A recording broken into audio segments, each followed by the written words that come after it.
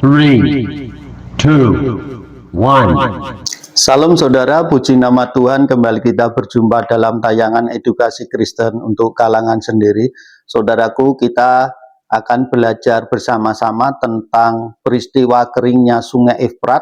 Apakah ada keterkaitannya dengan akhir zaman? Sungai Efrat merupakan bagian dari wilayah yang dikenal dengan nama bulan sabit subur, merupakan tonggak penting dalam kitab suci dan sumber daya yang berharga di Timur Tengah karena mengalir dan melalui Turki, Suriah, dan Irak. Selama beberapa tahun terakhir, permukaan air Sungai Efrat menurun drastis. Mengeringnya Sungai Efrat telah menyingkapkan beberapa reruntuhan kuno dan sebuah gua. Beberapa orang dengan cepat menunjuk pada dasar sungai yang mengering sebagai penggenapan nubuat akhir zaman dalam dua bagian dalam Alkitab meramalkan mengeringnya Sungai Efrat. Nubuat pertama merupakan bagian dari nubuat panjang terhadap Babel. Allah menjatuhkan hukuman terhadap para pejabat dan orang bijak Babel dan terhadap nabi-nabi palsu, prajurit, kuda dan kereta perang, serta harta bendanya. Kemudian Allah berkata, kekeringan akan melanda airnya akan kering, sebab negeri itu penuh dengan berhala. Berhala-berhala akan menjadi gila karena ketakutan. Yeremia pasal 50 ayat 38. Perairan Babelonia adalah Sungai Efrat dan Tigris. Kedua sungai itu kini mengering. Apakah kita menyaksikan penggenapan nubuat Yeremia?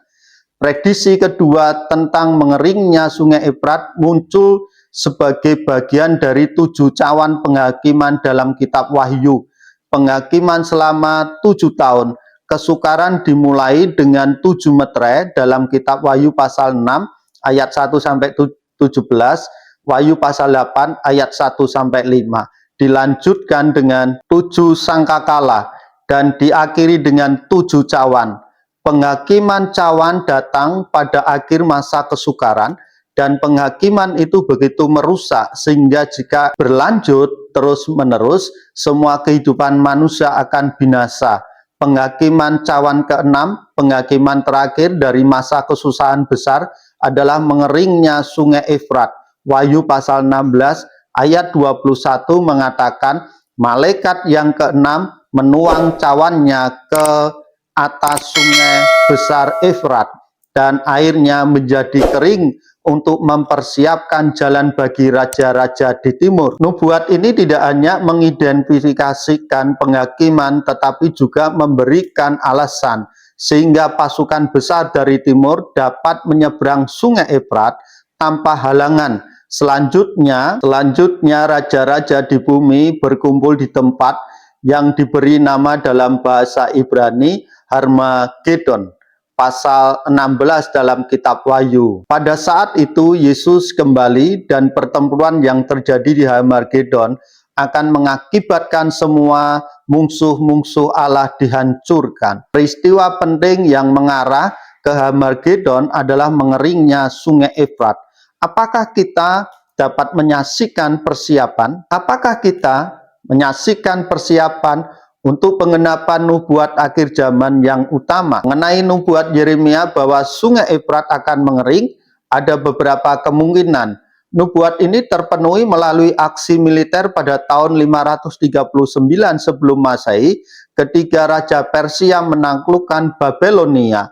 Menurut sejarawan Yunani Herodotus, pasukan Persia mengalihkan aliran Sungai Efrat cukup jauh sehingga memungkinkan pasukannya masuk melalui saluran di bawah tembok kota. Nubuat itu terpenuhi oleh kekeringan pada waktu yang tidak diketahui. Hal selanjutnya saudara, bahwa nubuat itu sedang terpenuhi sekarang saat Sungai Tigris dan Sungai Efrat sedang menyusut. Nubuat ini akan digenapi selama masa kesusahan besar yang bertepatan dengan penghakiman cawan ke-6 dalam kitab Wahyu pasal 16. Nubuat itu memiliki penggenapan ganda, sekali di masa lalu dan sekali lagi di masa depan sebagai akhir kesudahan zaman. Mengenai penglihatan Rasul Yohanes bahwa Efrat akan mengering, Hal itu akan digenapi di masa depan.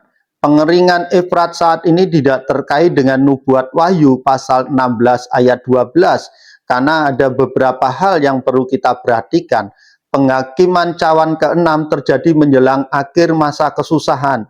Sebelum cawan ke-6, Antikristus akan bangkit berkuasa.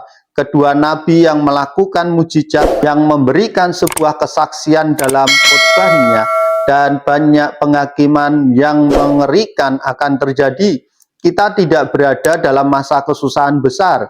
Menurut Wahyu pasal 18 ayat 17 sampai 19, Babel pada akhir zaman akan melakukan banyak perdagangan melalui kapal yang menunjukkan bahwa sungai-sungai di daerah itu mengalir bebas selama masa kesengsaraan, setidaknya untuk sementara waktu.